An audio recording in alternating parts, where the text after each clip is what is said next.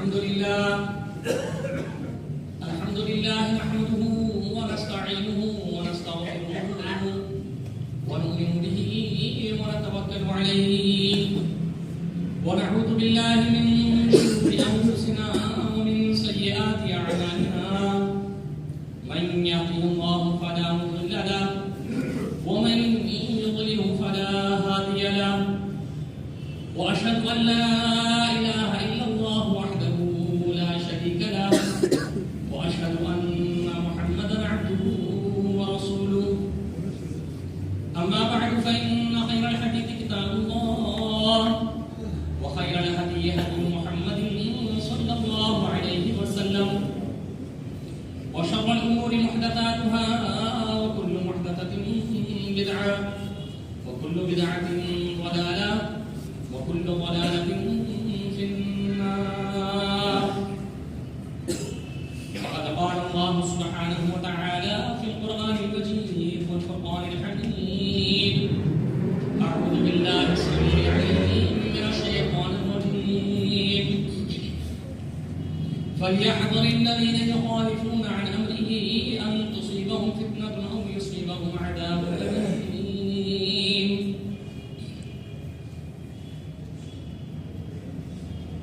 وقال الله عز وجل في موضع آخر: يا أيها الذين آمنوا أطيعوا الله وأطيعوا الرسول ولا تبطلوا أعمالكم. الحمد لله. اللہ تبارک و تعالی، اللہ احکم الحاکمین، اللہ مالک الملک ذو الجلال والاکرام، جو خالق و مالک ہے، جو سب سے زیادہ زبردست ہے، جو حاکموں کا حاکم ہے، جو شہنشاہ کل ہے، وہ اللہ سبحانہ و تعالی جو سب سے زیادہ زبردست ذات، سب سے زیادہ قادر مطلق، ہر طرح کے اختیارات کا مالک، اسی کے لیے ہر طرح کی تعریفیں ہیں، ستائشیں، الفاظ ہیں، بہترین اور عمدہ ترین الفاظ اور جملے اور کلمات ہیں، وہ اللہ تبارک و تعالی، اسی کے لیے ہر طرح کی تعریفات ہیں، جو اپنے پکارنے والوں کی مرادوں کو پورا کرتا ہے، امیدوں کو پائے تکمیل تک پہنچاتا ہے، وہی حقیقتاً ہر قسم کی تعریفوں کے لائق ہے اور لائق حمد و ثنا ہے وہ رب العالمین، کہ جب کوئی پریشان حال اپنی پریشانی کو دور کرنے کے لیے اس سے درخواستیں کرے، التجائیں کرے، تو وہ اس کی ضرور میں ضرور سنتا ہے. وہ پاک پروردگار عالم وہی تعریفوں کے لائق ہے یقینی طور پر، کہ جو بے حساب اور انگنت طریقے سے اپنے انعام و اکرام اپنے بے شمار بندوں پر نیوچھاور کرتا رہتا ہے. جبکہ حقیقت حال یہ ہے کہ ہم میں سے کسی نے بھی اب تک، چاہے پوری عمر گزر جائے، اس کی عطا کردہ انعام و اکرام کا حقیقتاً نہ شکر ادا کر سکتا ہے کوئی، اور نہ ان کا بدلہ چکایا جا سکتا ہے. اس کے باوجود رب کریم ہر ایک کو اپنے خزانوں سے عطا فرما رہا ہے. یقینی طور پر وہی تعریفوں کے لائق ہے، حقیقتاً وہی ہر قسم کی عبادتوں کے لائق ہے. وحدہ لا شریک، جس کا کوئی شریک ہی نہیں، جو اکیلا ہے بالکل، جو تنہا ہے، یکتا ہے، بے مثال ہے، جس کی کوئی نظیر نہیں، جس کا کوئی ساتھی یا خشوع نہیں، جس کا کوئی رفیق نہیں، جس کی کوئی اولاد یا ماں باپ بھی نہیں، اکیلا تنہا جو ہمیشہ سے ہے اور ہمیشہ رہنے والی ذات ہے، جو سب سے زیادہ قریب اپنے بندوں کے سننے کے اعتبار سے، جاننے کے اعتبار سے، قبول کرنے کے اعتبار سے سب سے زیادہ قریب رہنے والی ذات وہ اللہ سبحانہ و تعالیٰ کی ذات، وہ اللہ تبارک و تعالیٰ کی ذات، جس نے انعام و اکرام کی بارشیں کرتے ہوئے اپنے پیارے حبیب نبی محترم صلی اللہ علیہ وسلم پر اپنی شریعت کو مکمل فرما دیا. اليوم اکملت لکم دینکم واتممت علیکم نعمتی ورضیت لکم الاسلام دینا. دین مکمل کر دیا گیا، اس کی بجا آوری پر، اس کے حکم برداری پر، اس شریعت کے تمام قوانین و ضوابط، تمام ارشادات و فرامین کی پابندی پر اللہ تبارک و تعالیٰ کی رضامندی چھپی ہوئی ہے. اس کا انحصار، اس کی خوشی کیا، اس کی رضامندی کا، اس کی طرف سے عطا کردہ انعام و اکرام کا انحصار کس پر؟ حتی المقدور شریعت پر عمل کرتا رہے بندہ.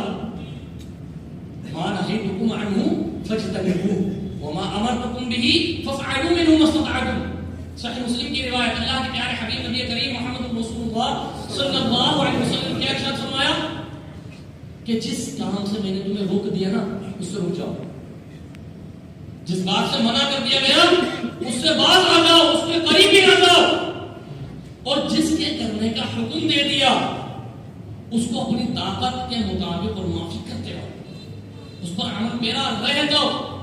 اپنی عمر کے ہر لمحے میں اور ہر شعبے میں، ہر پڑاؤ میں کوشش ایک ایمان والے کی یہ ہونی چاہیے کہ جتنی بھی اللہ تبارک و تعالی نے عمل کی توفیق عطا فرمائی ہے اپنی طاقت کے مطابق عمل کرتا رہے، شریعت کے معاملات کو لاگو کرنے اور کرانے کی کوششیں کرتا رہے. میرے عزیزو، یہ شریعت جو اللہ تبارک و تعالی نے بہت آسان بنائی، جس کے اوامر اور نواہی بالکل واضح کر دی، جن کے تمام مسائل کو بہت اچھی طریقے سے بیان کر دیا گیا.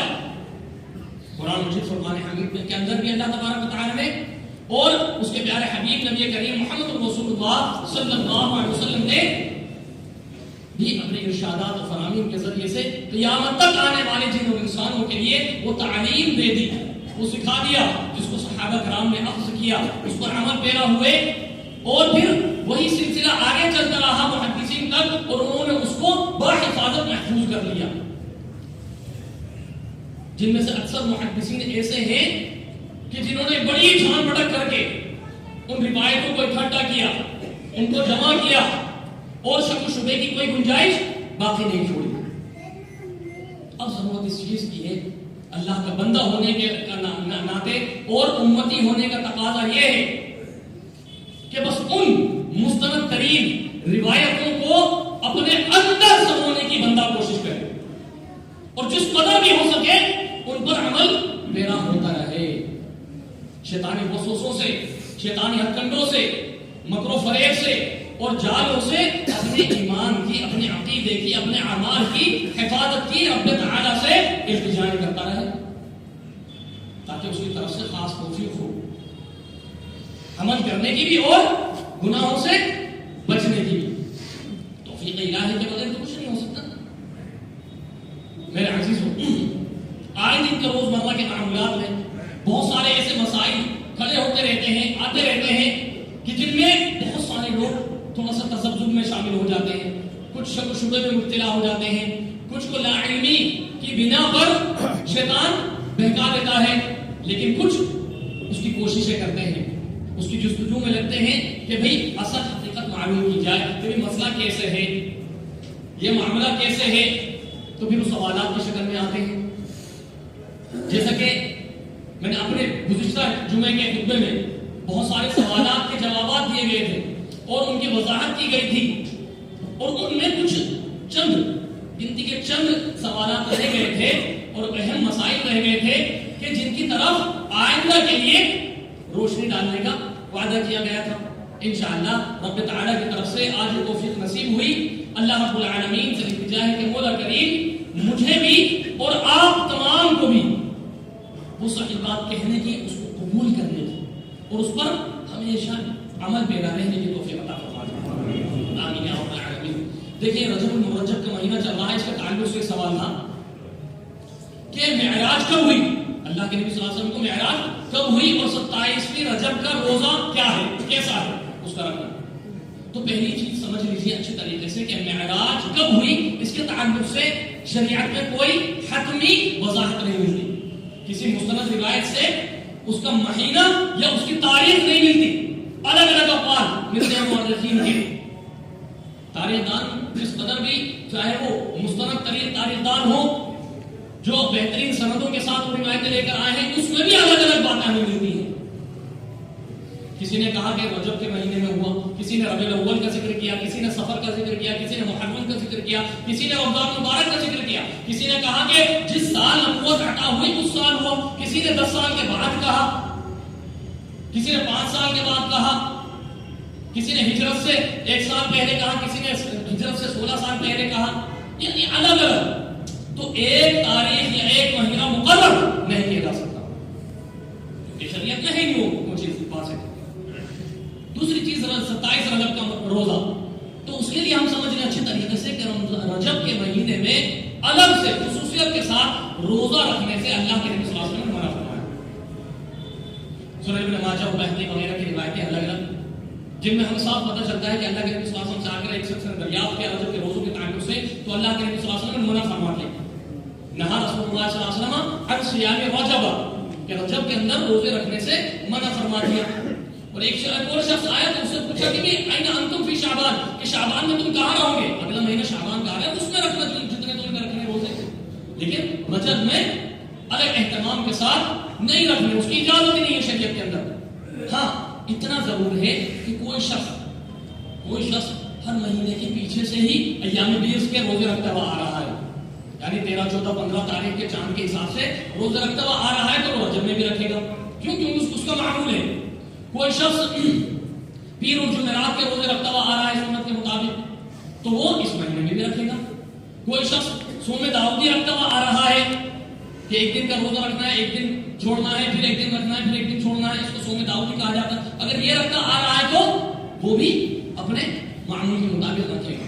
لیکن اس کے علاوہ الگ سے کوئی روزہ اہتمام کے ساتھ رکھ لینا، یہاں تک کہ جو خواتین کے یا کسی کے جو فرض روزے رمضان کے چھوٹ جاتے ہیں نا، ان کے تعلق سے بھی حضرت عائشہ امہات المؤمنین وغیرہ سے ہمیں ملتا ہے کہ وہ شعبان کے مہینے میں ان کی قضا کیا کرتی تھی، لیکن وہ بھی رجب میں نہیں رکھنا. تو یہ چیز بالکل واضح ہو گئی ہے. یہاں تک کہ ہمیں روایت ملتی ہے بہقی کے اندر ایک روایت جس میں ایک تابعی بیان کرتے ہیں کہ حضرت عمر رضی اللہ تعالیٰ عنہ کو پتہ چلا اپنے دور خلافت میں کہ کچھ لوگوں نے رجب کا روزہ رکھا ہوا ہے، تو آپ نے ان کو ڈانٹا، سخت الفاظ استعمال کرے اور ان کا روزہ کھلوا دیا اور فرمایا کہ یہ رجب کی تعظیم نہیں ہے، یہ رجب کا احترام نہیں ہے، یہ تو زمانے جاہلیت میں اس طرح سے احترام ہوا کرتا تھا. اسلام نے اس طرح سے رجب کے مہینے کا احترام کرنے کو منع فرما دیا، روزہ کھلوا دیا ان سب کا. تو یہ چیز ایک الگ بات ہو گئی. اسی طریقے سے ایک سوال آیا تھا کہ کیا سردی کے لیے کوئی خاص دعا ہے، سردی سے بچاؤ کے لیے، سردی سے بچنے کے لیے؟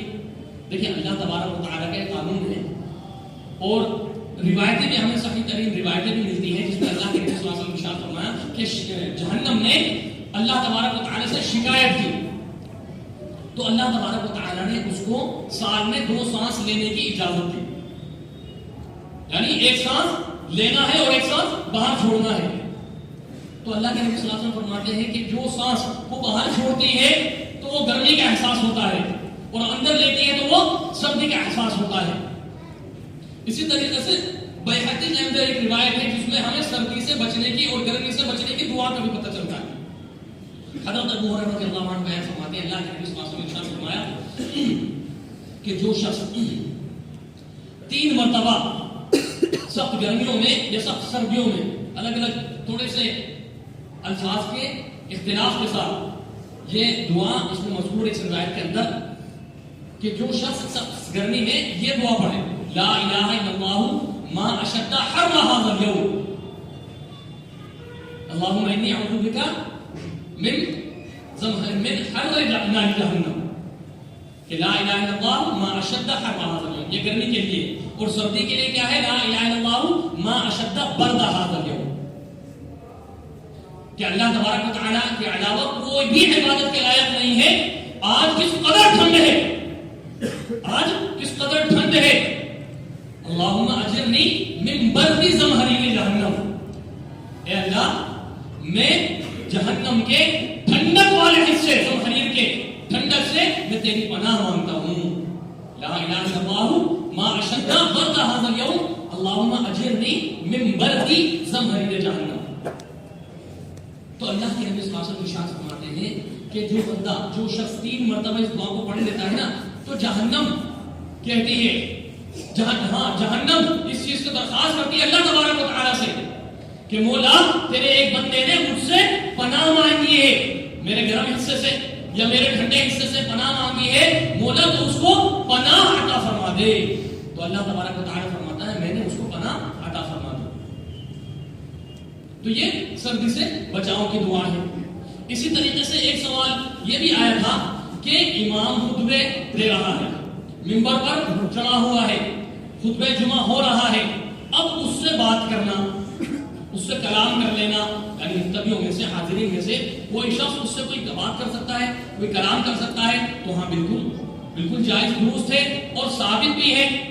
کئی روایتیں اس کے تعلق سے ہمیں ملتی ہیں، بخاری مسلم وغیرہ کی، جامع ترمذی کی، جس میں اللہ کے نبی صلی اللہ علیہ وسلم خطبہ دے رہے تھے، کسی نے آ کر دعاؤں کی درخواست کر دی تو آپ نے اسی وقت ہاتھ اٹھا کر دعا مانگی اور سب نے آپ کے ساتھ ہاتھ اٹھا کر دعا مانگی. کوئی شخص آئے، آپ خطبے میں فرما رہے تھے کہ بھئی جمعے کے دوران جہاں تمہیں جگہ ملے وہاں بیٹھ جاؤ، تو ایک صحابی آ رہے تھے، دروازے پر ہی تھے، وہیں جھوٹیاں رکھی ہوئی تھی، وہیں بیٹھ گئے.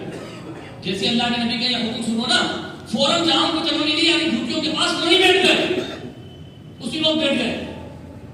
اسی طریقے سے ایک صحابی آئے اور وہ آ کے بیٹھ گئے تھے، یعنی کچھ نہیں پڑا، بس آئے اور خطبے کے دوران بیٹھ گئے. تو اللہ کے نبی صلی اللہ علیہ وسلم نے ان سے پوچھا، مخاطب کر کے ان سے پوچھا کہ کیا تم نے کچھ پڑھا؟ تو انہوں نے منع کر دیا. تو آپ نے فرمایا کہ 2 ہلکی رکعت پڑھ لو، 2 نفل ادا کر لو. وہ اٹھے اور کھڑے ہوئے پڑھی. اسی طریقے سے اللہ کے نبی صلی اللہ علیہ وسلم سے بھی منبر پر چڑھے ہونے کی حالت میں ہی سوالات کیے گئے، پوچھا گیا. حضرت عمر رضی اللہ تعالیٰ کے تعلق سے بھی آتا ہے، ان سے بھی دریافت کیا گیا. ہاں معاملہ یہ ہے کہ شریعت کی حدود کے اندر کوئی ایسا اہم سوال ہے کہ جس تعلق سے موضوع چل رہا ہے، جس موضوع پر بات چل رہی ہے نا جمعے کے خطبے کے اندر، اس تعلق سے اگر ہمیں لگ رہا ہے ایسا کہ یہ بات چھوٹ گئی ہے اور ہمیں لگ رہا ہے کہ ابھی وقت ہے تھوڑا سا 1-2 منٹ اس کی وضاحت تھوڑی سی ہو جانی چاہیے، تو مقتدیوں کو، سامعین حاضرین میں سے اجازت ہے کہ وہ اخلاق کے دائرے میں اچھے انداز کے ساتھ امام کو، خطیب کو مخاطب کر کے اس سے یہ بات کہہ سکتا ہے. اس میں کوئی حرج والی بات نہیں. ہاں شریعت کے دائرے کے اندر، اخلاقیات کے دائرے کے اندر اس انداز کو اپناتے ہوئے بہتر طریقے کے ساتھ. اسی طریقے سے اور سوالات آئے تھے. فوٹوگرافی کے تعلق سے سوال آیا، بڑا اہم سوال ہے کہ کیا فوٹوگرافی کرنا اور کرانا جائز ہے، درست ہے، اور کیا یہ کہنا صحیح ہے کہ صحیح چیزوں کے لیے فوٹوگرافی جائز درست ہے اور غلط چیزوں کے لیے جائز درست نہیں ہے؟ یہ بات کہاں تک صحیح ہے؟ تو میرے عزیزوں، اس بات کو اگر کوئی شخص کہتا ہے تو اس کی دلیل ہونی چاہیے کہ بھی صحیح کاموں کے لیے فوٹوگرافی کی جا سکتی ہے اور غلط کاموں کے لیے فوٹوگرافی نہیں کی جا سکتی. اس کی دلیل ہونی چاہیے. بغیر دلیل کے یہ بات نہیں کہی جا سکتی. جبکہ ہمیں جتنی بھی دلائل ملتے ہیں شریعت کے روشنی میں اور صحیح ترین روایتیں ہیں، ایک نہیں تقریباً 22-23 حدیثیں ہیں اس کے تعلق سے. شیخ بن باز رحمۃ اللہ علیہ نے ان ساری روایتوں کو ایک جگہ اکٹھا کیا اور سب کو جمع کر کے یہ ثابت کیا، اور جن سے واضح طور پر ثابت بھی ہوتا ہے کہ فوٹوگرافی کرنا شرعاً حرام ہے. کسی بھی صورت میں اس کا جواز کی شکل نہیں نکلتی، چاہے وہ شریعت کا کوئی کام ہو رہا ہو، چاہے کوئی غیر شرعی کام ہو رہا ہو. ہر اعتبار سے فوٹوگرافی کو ناجائز قرار دیا گیا ہے شریعت کے اندر. اس کے لیے صرف 2 دلیلیں، 2 حدیثیں میں آپ کو بتاؤں. صحیح مسلم کی روایت ہے جس میں اللہ کے پیارے حبیب نبی کریم محمد رسول اللہ صلی اللہ علیہ وسلم نے ارشاد فرمایا کہ قیامت کے دن سخت ترین عذاب فوٹوگرافروں کو دیا جائے گا جو فوٹوگرافی کرنے والے ہیں. ایک پیشہ ور فوٹوگرافر نہیں، چاہے وہ وقتی طور پر اپنے موبائل کے ذریعے سے، کیمرے کے ذریعے سے، کسی بھی طور پر، یا کوئی خاص اہتمام کر کے مشینیں اور آلات لا کر اس کا اہتمام کرتا ہے منظم طریقے کے ساتھ، وہ سب اس میں شامل ہے، سب اس میں داخل ہے. سخت ترین عذاب کی اللہ کے نبی صلی اللہ علیہ وسلم نے ان کو بشارت دی ہے، وعید سنائی ہے سخت الفاظوں کے ساتھ. اسی طریقے سے دارقطنی کی ایک حسن درجے کی روایت ہے جس میں اللہ کے پیارے حبیب نبی کریم محمد رسول اللہ صلی اللہ علیہ وسلم ارشاد فرماتے ہیں کہ نبیوں کے قاتل، جنہوں نے نبیوں کو قتل کیا، ذرا اندازہ لگائیں کس قدر سنگین جرم ہے یہ. ایک تو کسی انسان کو قتل کر دینا، اس سے بڑا جرم کسی ایمان والے کو قتل کر دینا، اس سے بھی کئی گنا زیادہ بڑا جرم کہ کسی نبی کو قتل کر دینا. اللہ کے نبی صلی اللہ علیہ وسلم ارشاد فرما رہے ہیں کہ نبیوں کے قاتل اور تصویریں بنانے والے مصور حضرات جس قدر بھی ہیں، ان سب کو ایک ساتھ ہی قیامت کے دن سخت ترین عذاب میں مبتلا کیا جائے گا. ایسے سخت الفاظ استعمال ہوئے ہیں.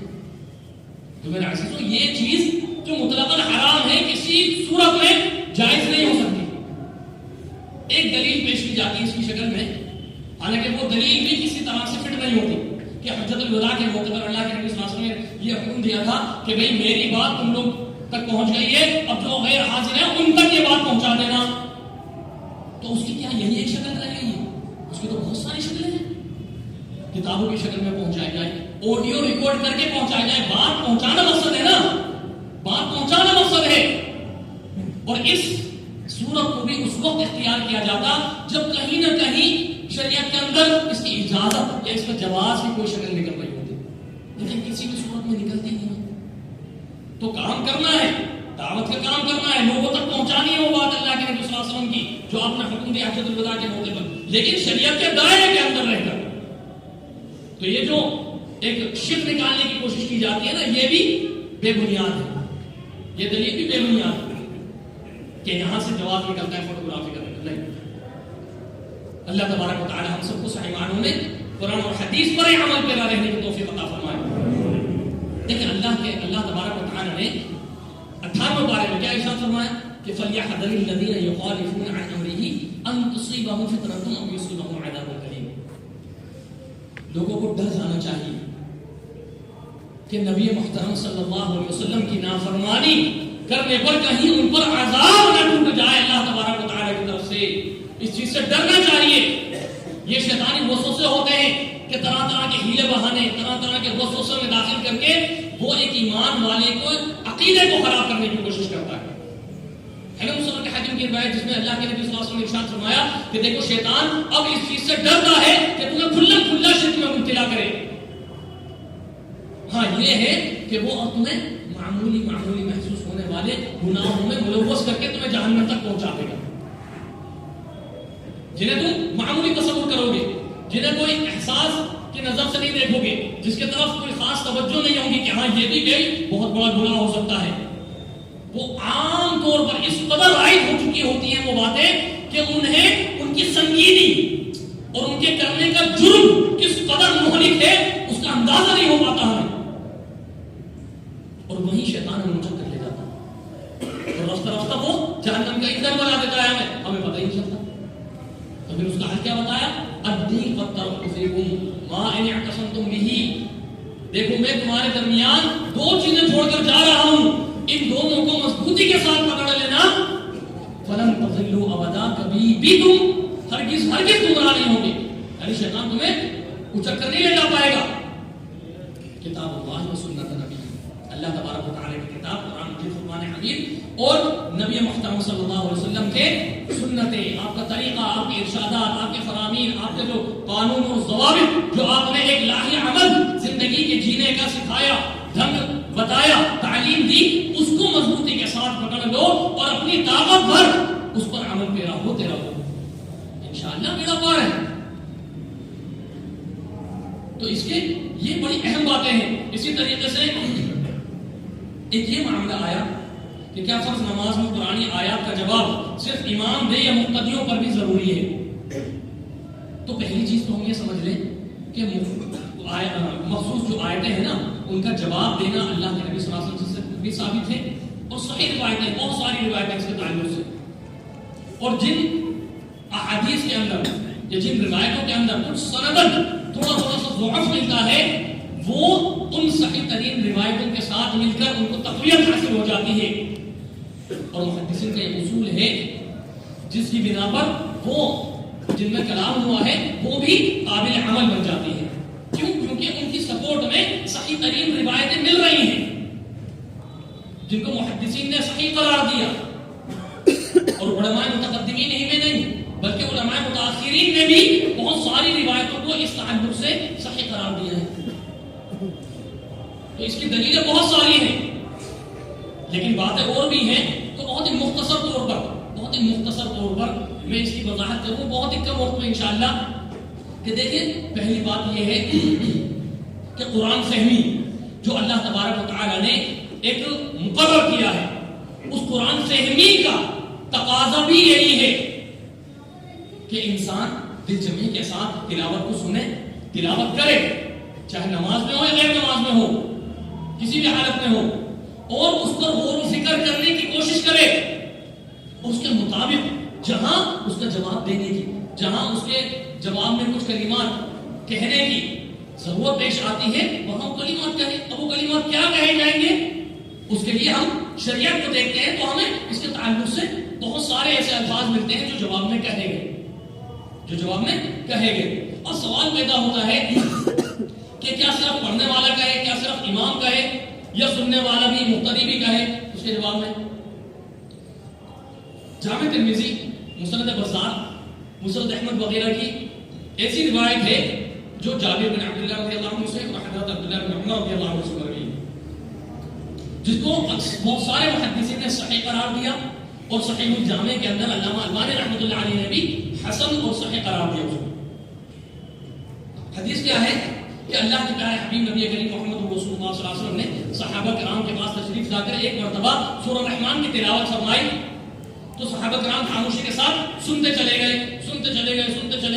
اللہ کے نبی صلی اللہ علیہ وسلم نے ان کو مخاطب کر کے فرمایا کہ لیلۃ الجن میں نے جب جنوں پر یہ سورہ تلاوت کی تھی تو انہوں نے تم سے بہت اچھا جواب دیا.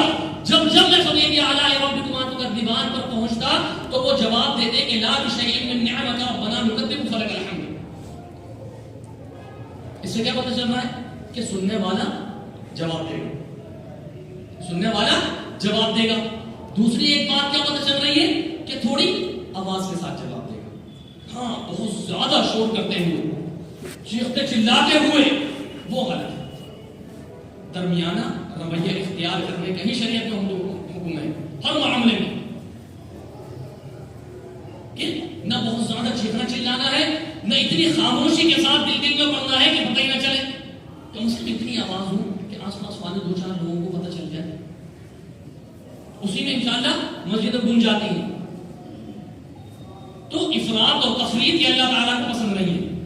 یہ یہودیوں کی علامتیں بتائی گئی ہیں کہ شریعت کے وہ معاملات جو ثابت ہیں ان کو ختم کر دینا کسی بھی ہیلے بہانے کو استعمال کر کے، یا پھر اس میں اس قدر اضافہ کر لینا، اس قدر مبالغہ آرائی کر لینا کہ اسی پر تشدد اختیار کر لیا جائے، اسی پر سختی اس قدر اختیار کر لی جائے کہ بھئی اب تو معاملہ یہی ہے، اس کے بغیر ہوگی نہیں نماز. نہیں، دونوں ہی شکلیں غلط ہیں جناب، دونوں ہی چیزیں غلط ہیں. دین کو ختم کر دینا ایک طرف معاملہ، سنتوں کو مردہ کرنے کی کوششیں کرنا، جو چیز ثابت ہے ان کی تردید کر دینا وہ بھی غلط ہے، اور اس قدر اس میں مبالغہ آرائی استعمال کر لینا وہ بھی غلط ہے. جتنا جو چیز ثابت ہے اس کو اسی نہج پر قبول کر کے اس پر عمل کرتے چلے جاؤ. یہ چاہتا ہے، یہی مطلوب ہے اللہ تبارک و تعالیٰ کی طرف سے، یہی مقصد ہے. اس میں نہ افراط کرنی ہے نہ تفریط کرنی ہے. تو ان دونوں ہی چیزوں سے بچنا ہے. تو یہ جو ایک روایت میں نے بتائی نا، اس سے بھی یہ چیز ثابت ہو رہی ہے کہ صرف امام نہیں بلکہ صرف پڑھنے والا نہیں بلکہ سننے والا بھی، مقتدی بھی جواب دیں گے. اور احادیثیں بہت ساری ہیں، وقت درکار ہے اس کے لیے، وقت نہیں ہے. اسی طریقے سے ایک اور سوال تھا کہ امیر اور جماعت بندی کی کیا حیثیت ہے، کیا اہمیت ہے. دعوت و تبلیغ کا کام کچھ لوگ کرنا چاہتے ہیں تو اس میں کیا رویہ اختیار کیا جائے. تو میرے عزیزوں پہلی بات یہ سمجھ لیجیے کہ دعوت و تبلیغ کا کام یہ ایک طرح سے امت پر فرض ہے. یہ امت پر فرض قرار دیا گیا ہے، فرض کی حیثیت اور درجہ رکھتا ہے یہ. اور اس کے تعلق سے بہت ساری روایتیں ہیں. جیسے صحیح مسلم کی روایت ہے کہ تم اگر کوئی غلط کام دیکھو تو اس کو فوراً اپنے ہاتھ سے روکنے کی کوشش کرو. نہیں روک سکتے، اتنی طاقت نہیں ہے تو زبان سے اس کو بول کر سمجھا کر اس کو روکو، اس کو سمجھاؤ. اتنا بھی نہیں کر سکتے تو کم از کم اس کی برائی کو اپنے دل میں محسوس کرو. یہ سب سے کم تر ایمان کا درجہ ہے. اور اس کی بہت ساری مثالیں ہیں، بہت ساری روایتیں ہیں. پتہ کیا چلا کہ دعوت و تبلیغ کا کام تو کرنا ہی ہے، لیکن اس کا طریقہ کار کیا ہے. کیا اپنی مرضی کے مطابق، کیا جس انداز سے ہمارا دل چاہے اس طریقے سے کرتے چلے جائیں، نہیں، اس کے لیے شریعت نے کچھ طریقہ کار سمجھائے، کچھ باتیں بتائیں. انفرادی طور پر اگر کوئی کرتا ہے تو وہ اس حکم میں داخل ہے کہ کرتا چلا جائے. انفرادی طور پر کہ جہاں کوئی بھی کوئی غلط کام دیکھے فوراً اس کے علم میں ہے، وہ روک سکتا ہے، سمجھا سکتا ہے، وہ سمجھائے گا. انفرادی طور پر کہیں کا دکھا بندہ بیٹھے ہوئے ہیں وہاں اپنے طور پر کام کر رہے ہیں، کرتے رہے. لیکن اجتماعی طور پر اس کے لیے کچھ شرطیں ہیں، جیسا کہ مسند احمد اور ابو داؤد کی بالکل صحیح روایت. حضرت عبد الرحمن بن عوف رضی اللہ تعالیٰ عنہ بیان فرماتے ہیں کہ اللہ کے پیارے حبیب نبی کریم محمد رسول اللہ صلی اللہ علیہ وسلم نے ارشاد فرمایا کہ لا يقص الا امیر او مامور او مختار. کہ دیکھو دعوت تبلیغ کا یا قصور جو لفظ بولا جاتا ہے نا اصل میں، اور اس کی تشریح جو محدثین نے بیان کی ہے وہ یہی کی ہے کہ اجتماعی شکل میں کوئی دن مقرر کر کے، کوئی وقت مقرر کر کے، کسی خاص اہتمام کے ساتھ اس کام کو کرنا، یہ امیر کی اجازت کے بغیر نہیں ہونا چاہیے. لا يقص الا امیر، یہ امیر کرے گا یا جس کو امیر نے اجازت دی ہے، او مامور او مختار. ان دونوں کے علاوہ جو بھی تیسرا بندہ اس کام کو کرنے کے لیے کھڑا ہوگا اس کے لیے کیا فرمائے؟ وہ مختار ہے. اور اللہ رب العالمین قرآن میں کیا فرما رہا ہے؟ ان اللہ لا يحب كل مختال فخور. فخر کرنے والا اور اکڑ کرنے والا، تکبر کرنے والے کو اللہ تبارک و تعالیٰ پسند نہیں فرماتا. وہی الفاظ اس حدیث میں استعمال ہوئے ہیں کہ جو تیسرا شخص ہے وہ اپنے علم پر اترانے والا ہے، وہ تکبر کرنے والا ہے، وہ غرور کرنے والا ہے. ورنہ شریعت کا معاملہ کچھ اور ہی ہے جناب. اور اس کی ایک چھوٹے سے باتیں کے ساتھ یہ چیز اور واضح ہوگی. دیکھیں جو اس حدیث کے راوی ہے نا حضرت عبد الرحمن بن عوف، ان کے ایک چھوٹا سا بات ہے، اس سے یہ چیز اور زیادہ واضح ہو جائے گی انشاءاللہ. یہ حدیث ہے مسند احمد کے اندر، امام احمد بن حنبل رحمۃ اللہ علیہ نے مسند کے اندر لے کر آئے. اسی طرح حافظ بن حجر اسقلانی رحمۃ اللہ علیہ اپنی معینات کتاب المطالب العالیہ کے اندر لے کر آئے صحیح سند کے ساتھ. حضرت عبد الرحمن بن عوف رضی اللہ تعالی عنہ ایک مرتبہ شام کے علاقے میں پہنچے اور وہاں کسی مسجد میں داخل ہوئے. وہاں انہوں نے دیکھا کہ کچھ لوگ جمع ہیں اور کچھ بیان چل رہا ہے.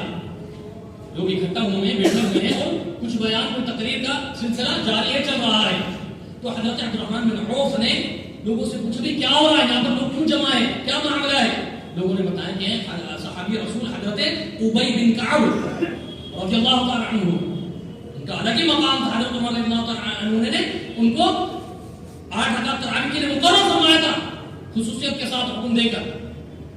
تو یہ حضرت ابی بن کعب رضی اللہ تعالی عنہ لوگوں نے بتایا کہ صحابی رسول ہیں، یہ بیان کر رہے ہیں، لوگوں کے سامنے تقریر کر رہے ہیں، ان کو وعظ و نصیحت کا کام سونپا گیا ہے، وہ یہ کام کر رہے ہیں.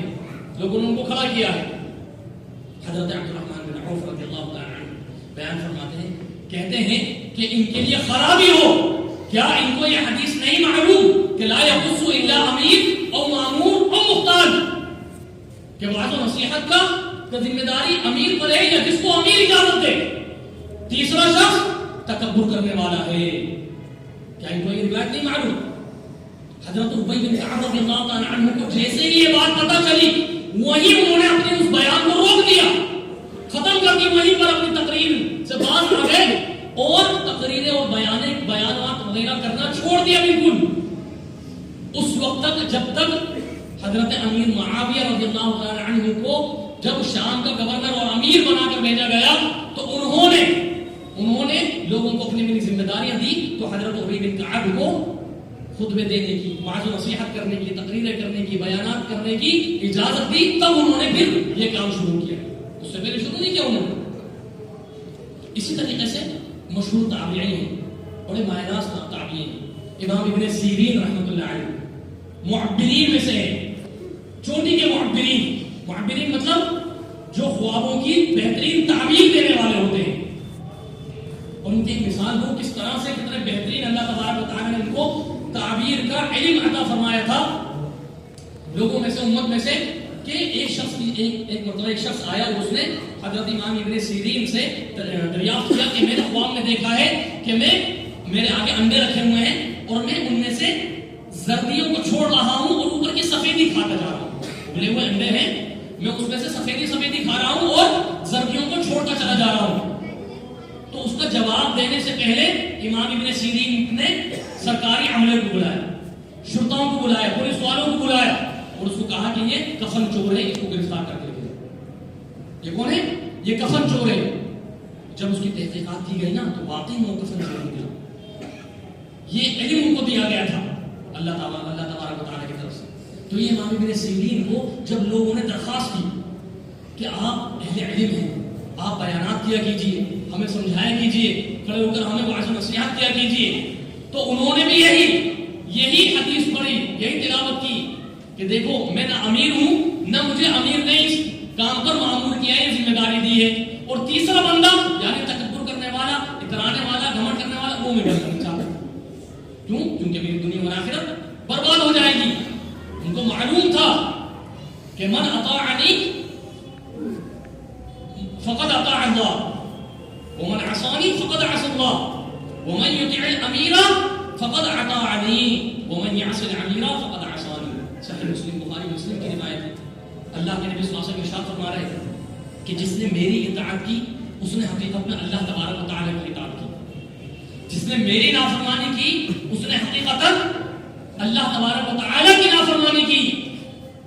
اور جس نے امیر کی اطاعت فرمانبرداری کی اس نے میری اطاعت فرمانبرداری کی, یعنی اللہ کے نبی صلی اللہ علیہ وسلم کی. اور جس نے امیر کی نافرمانی کی اس نے حقیقت میری نافرمانی کی, اور میری نافرمانی کی یعنی اللہ تبارک و تعالیٰ کی نافرمانی کی. یعنی امیر کی حیثیت اللہ تبارک و تعالیٰ نے شریعت میں اس قدر رکھی ہے نا.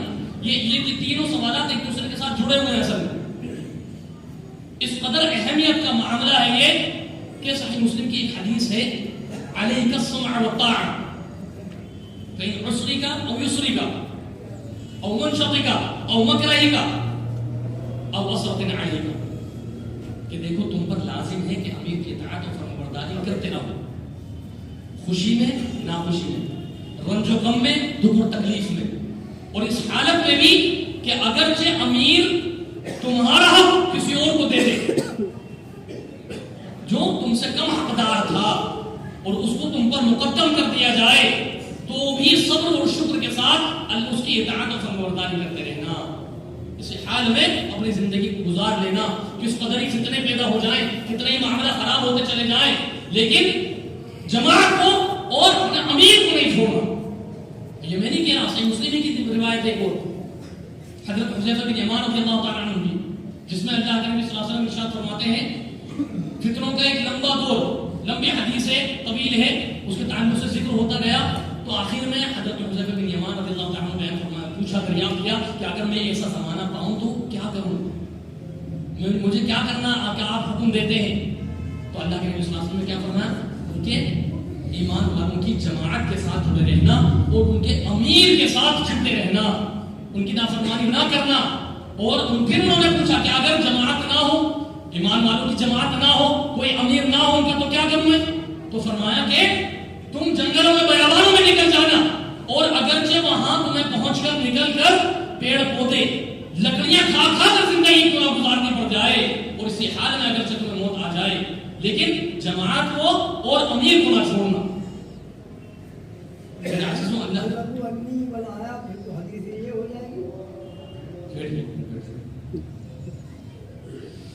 میں نے سب سے پہلے کیا کہا, انفرادی طور پر جو بھی معاملہ آتا ہے اس کے لیے الگ معاملہ ہے. کیونکہ اس کی بہت ساری روایتیں ہیں, لیکن اجتماعی طور پر اور اس کی دلیلیں صحابہ کرام سے مل رہی ہیں, تابعین سے مل رہی ہیں. تو اس کا ایک طریقہ ہے, ایک منظم طریقہ ہے, ایک اسلوب ہے, ایک اصول ہے. ان اصولوں اور ضوابط کی روشنی میں یہ تمام کام ہوتے چلے جائیں گے تو انشاءاللہ العزیز اللہ تبارک و تعالیٰ کی طرف سے خاص رحمتیں آتی چلی جائیں گی. ید اللہ علی الجماعہ کے تحت ہم شامل رہیں گے, ورنہ من شدہ فی النار, کہ جماعت پر ہی اللہ تبارک و تعالیٰ کے ہاتھ ہے, اور جماعت بغیر امیر کے نہیں ہے, اور امیر بغیر اطاعت کے نہیں ہے. حضرت عمر فاروق رضی اللہ تعالیٰ عنہ کا بڑا مشہور قول ہے جس کو مرفوع حدیث کا درجہ حاصل ہے, سنن دارمی کے اندر یہ روایت موجود ہے.